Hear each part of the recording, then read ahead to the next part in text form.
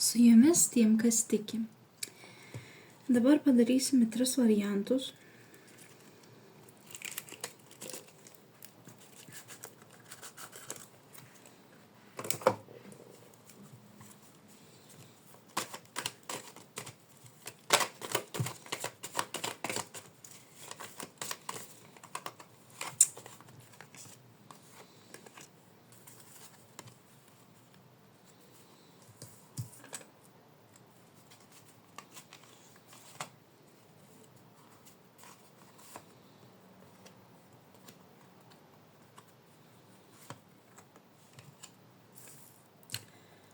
Yra kažkoks žmogus, kuris sako, aš nematau tavęs, nes tu išvykai. Nes tu išvykai ir pasielgiai teisingai, išvykdamas.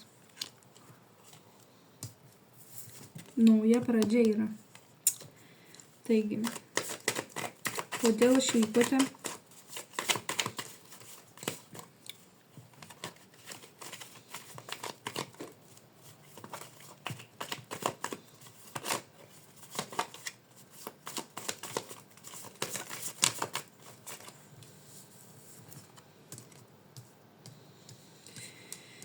Išvykote dėl to, kad neprarastumėte savo stiprybės, su kažkuo galbūt teko jums susidurti.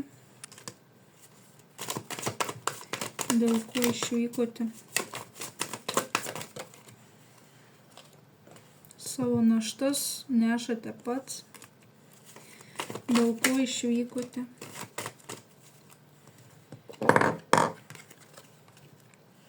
Kad sėkmę turėtumėt savo šeimoje, kad apsaugotumėt galbūt savo šeimą.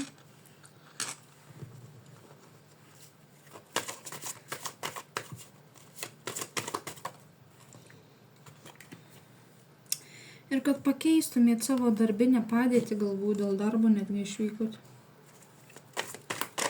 Dėl ko galėjot išvykti.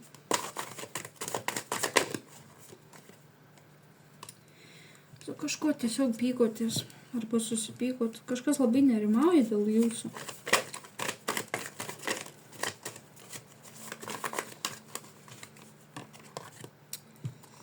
Nes jūs esate saulytė. Jūs nešate gerus įvykius gyvenimą. Ir tas žmogus labai yra tuo nepatenkintas. Galbūt pasikeitus situaciją atnešė jam kažkokį tai piktumą, nepasitenkinimą. Norėtų greitai jūs, kaip pasakyti, suvaržyti, kad jūs negalėtumėt elgtis taip, kaip norite.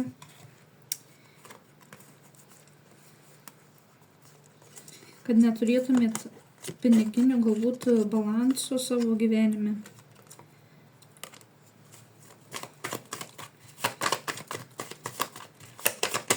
Ko jis čia nerimauja?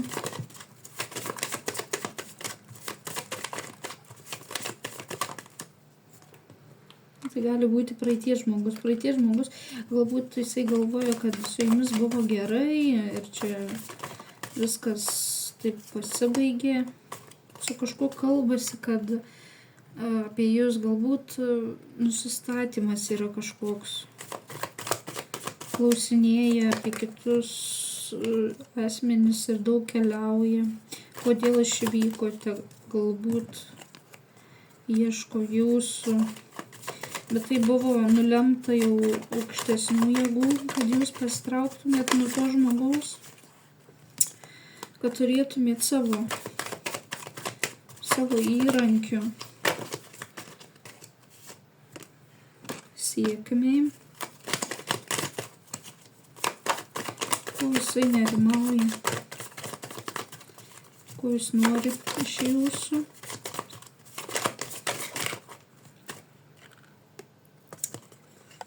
Jisai galbūt kažką slėpia. Galbūt kažkokios paslaptys tarp jūsų buvo. Gali būti dėl pinigų, dėl kažkokių trečių asmenų. Galbūt kažkur gerai leisdavo laiką, o jūs pykdavote. Ir tai buvo praeityje. Jisai galbūt nori to jūsų emocijų. Ko jisai dar čia nori.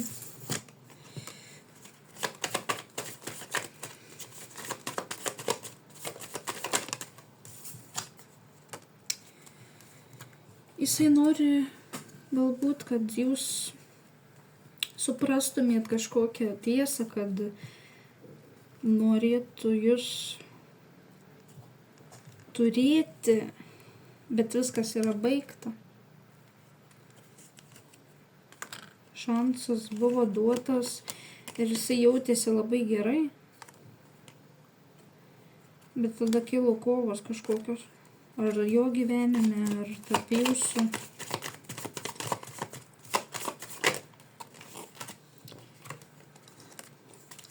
Dėl kažkokių finansų galbūt. Tiek pirmam variantui.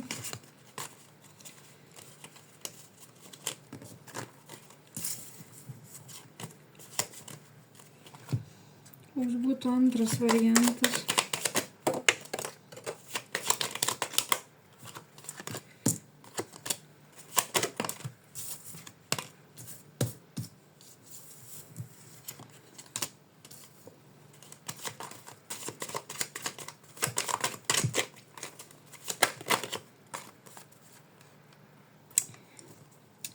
Draugiškose susitikimuose jūs patiriat kažkokių sunkumų, nes galbūt kažkas nesidalina savo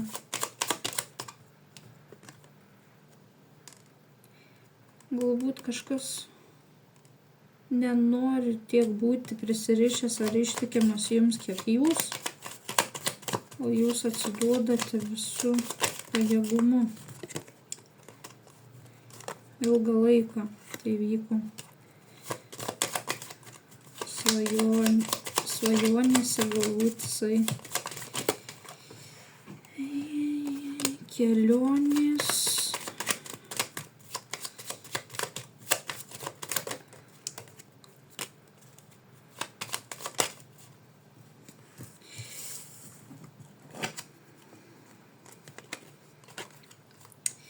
Norėtų atvykti gerų įvykių arba pasidalinti gerais momentais su kažkuo. Ir galbūt yra vaikų. Paslėpti vaikai.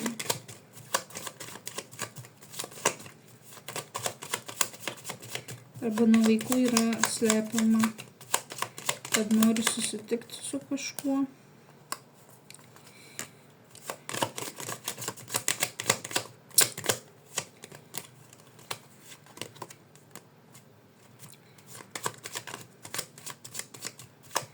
Kas vyksta namuose, kur yra vaikų,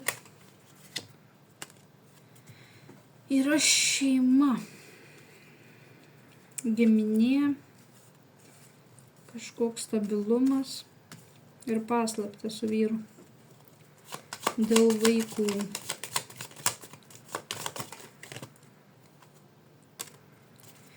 Kurių jisai nenori rodyti.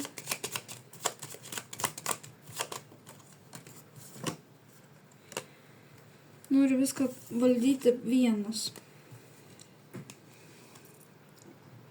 Ir kad pasibaigtų, arba galbūt, kad nenori rodyti, kad negali turėti vaikų, arba nenori kažkam pranešti kažką apie vaikus.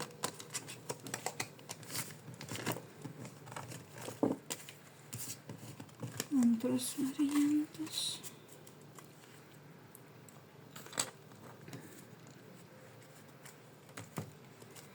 Trečias variantas. Kas vyksta?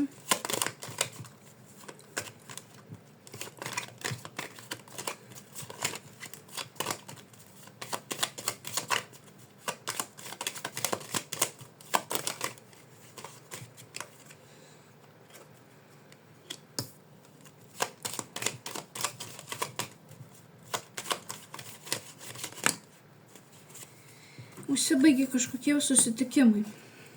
Kažkas su kažkuo susitikinėjo ir Kažkas norėtų pažiūrėti, kodėl tas žmogus pabaigė bendravimą. Galbūt ištekėjusi moteris arba santuoka pasibaigusi.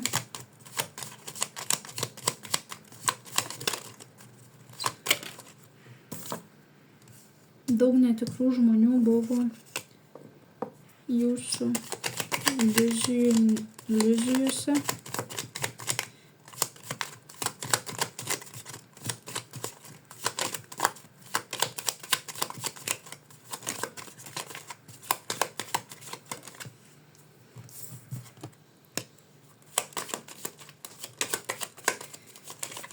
Viskas galbūt atrodė gražu, bet visą tai stebėjo ir matė, kas iš tikrųjų vyksta. Kiti asmenys. Kažkas norėjo gauti pelno už tai, ko nepadarė. Apsimetė, ko nėra. Arba pasirodė geriau negu tikėjosi, kad kažkas pasirodys.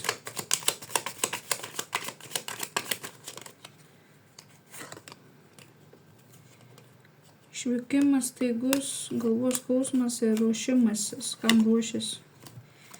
Galbūt kažkas ruošiasi galbūt naujai santuokai. Ar tai vyks? Tai yra stebima. Stebima tiesiog partnerystės, stebima draugystės, išėjimai iš namų. Kodėl taip yra daroma?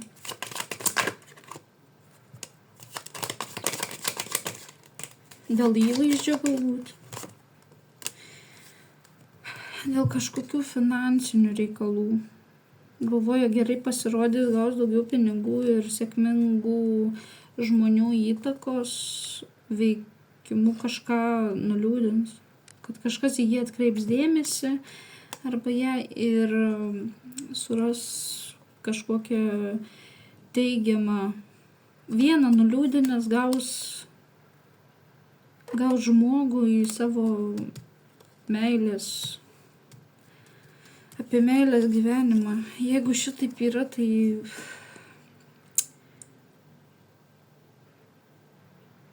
kas paliko namus dėl meilės, labai liūdės. Arba dabar liūdi. Arba turėtų liūdėti, bet tas žmogus, jisai tiesiog dirba savo darbus ir jisai nekreipia dėmesio. Gauna netgi gerų pasiūlymų apie namus, vaikus, kitus žmonės. Toks trečias variantas. Su jumis buvo Tiem, kas tiki. Ačiū.